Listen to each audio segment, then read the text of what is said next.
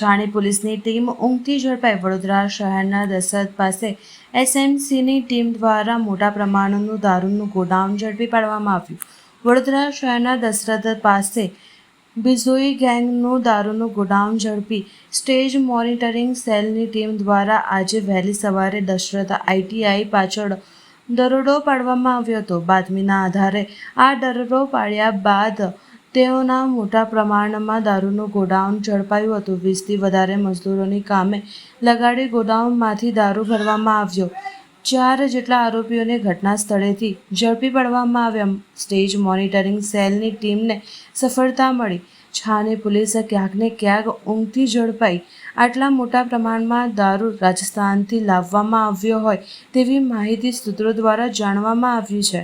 આ તમામ કાઉન્ટર પ્લાસ્ટિકના છે એટલે લાવી રહ્યું છે. વડોદરા શહેરના આજુબાજુના ગામમાં પ્લાસ્ટિકના દારૂનું વેચાણ ખૂબ પ્રમાણમાં થતું હોય તે આ ગોડાઉનના પરથી લાગી રહ્યું છે. વડોદરા શહેરમાં આ જગ્યા ઉપરથી ઇંગ્લિશ બનાવટના દારૂનું વેચાણ થતું હોય તે લાગી રહ્યું છે.